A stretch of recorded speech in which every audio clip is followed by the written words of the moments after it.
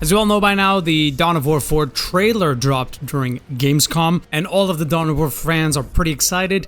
Me included. I'm a big fan of Dawn of War. My background is in graphic design, but I also worked for a brief moment in the video game industry where I worked as a lighting artist for Frontier Developments, and I helped to develop this little game called Warhammer Age of Sigmar Realms of Ruin, which wanted to be the spiritual successor of Dawn of War. Unfortunately, it didn't manage to do so, to be honest, with some pretty good reasons for it. But yeah, I just wanted to give you my overall view as a big fan of the original Dawn of War, of some of the things that I think are pretty nice about the gameplay specifically of this game, and some of the things that I actually don't like. And I'm going to be a little bit brutal about it. The one thing that they clearly are trying to do with this trailer is giving a throwback to the original Dawn of War, especially with the flag. The flag was a big thing in the original trailer, where the commander just drops the flag all the way in the top of the hill. Throwback is definitely there. But I think the most important thing that they're trying to do with this like a little segment of the cinematic is, one, give you the overall visual style that they're going for, which is like very, very dark with a lot of these like soft shadows,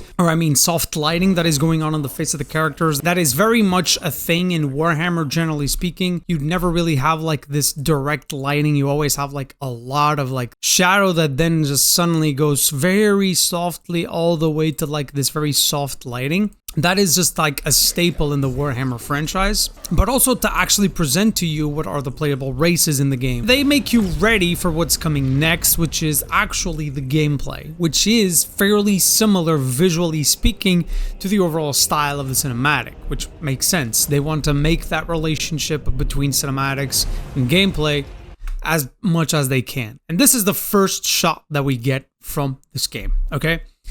My first impression of this was a bit mixed, I'm not gonna lie. The first thing that I noticed was the minimap. It's cool that they brought back like actually constructing your own buildings, that's awesome. Strategic points seem to be like a big thing again, even though I thought initially that this was a relic point, but it does seem like this is now a secondary resource that we will have to gather. I'm not entirely sure if this is going to be a good thing, but what they're trying to do here is to make the player actually go to places and force fights to happen. You know, you can see a lot of these like little units, that's pretty cool. The commander, you know, vehicles and everything. That's awesome. This feels like a classic RTS game just looking at it. Okay. I think my biggest issues with this, and there's a couple of them, is one, this camera angle is so odd right now, it's crazy. And I think what they're trying to achieve with it is something similar with this. This effect is called the tilt shift effect. This YouTuber is called Flurde, and he does this for a lot of his videos where he does this sort of tilt shift effect, which creates this effect of like a tiny little world, right? Like it almost feels like we're playing with toys, you know what I mean? And I think unfortunately that's what we're seeing here. I think this might have been something that even Games Workshop wanted, that this sort of effect of like you're playing with your little toys, because they want to sell their actual toys from Games Workshop, you know what I mean? I have no idea, I'm just assuming here, but I'm not a fan of this camera angle, I'm not gonna lie. Second, this game is insanely dark for an RTS game. I understand that the visual style of Warhammer is like very dark, but this is insanely dark. It seems like we are seeing here like a vignette effect. This is way too much. It is very hard to identify a lot of these characters. Obviously, like YouTube compression does not help. That is a reality here. But still, I mean, we're gonna judge the game accordingly, man. It is what it is. Like, it is very hard to identify what is going on in a lot of these areas. And this is not the worst image, actually.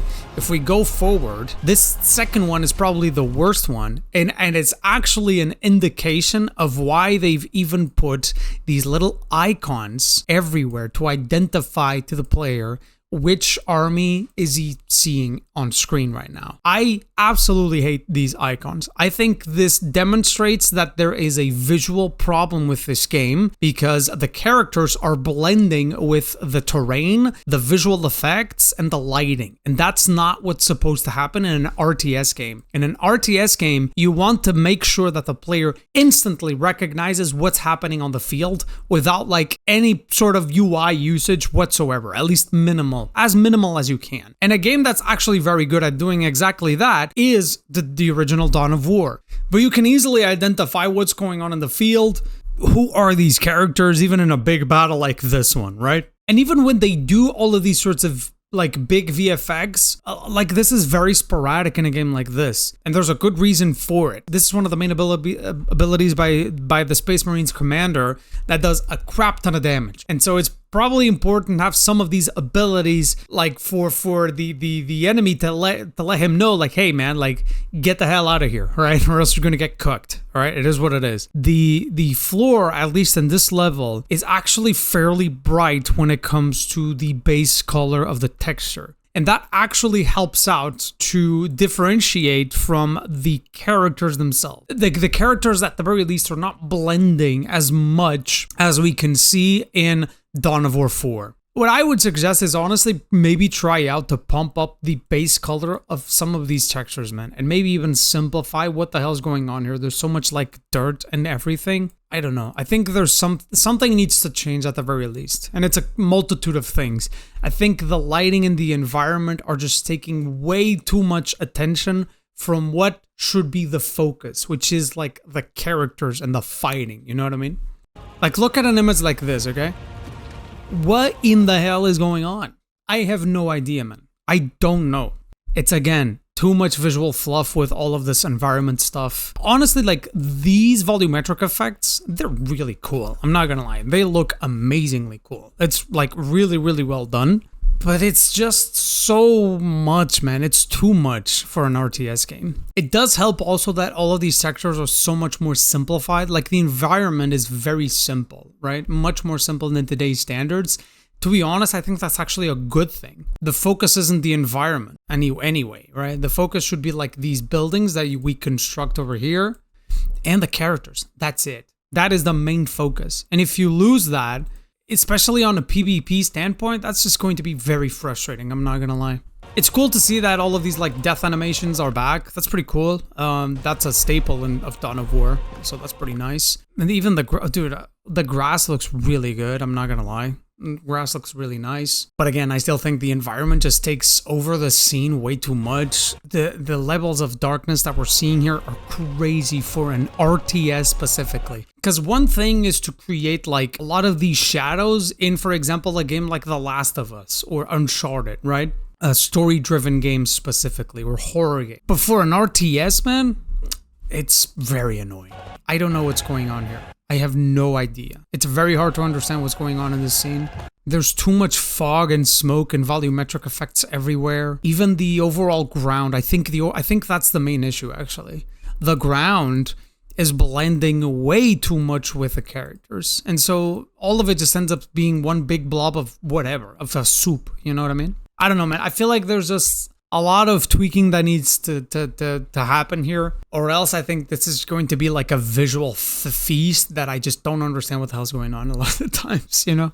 I'm not even a fan of this. I'm not even a fan of like this glowing effect with like the shield on top. I don't like that. I think it's kind of off. I think that's the time if you really need to like put like a symbol of what's going on with these characters, do this, right? Do a symbol like this, right? I think that could be better, you know? Much more simpler without this like glowing effect. It just feels a little bit off with the character that we're talking here.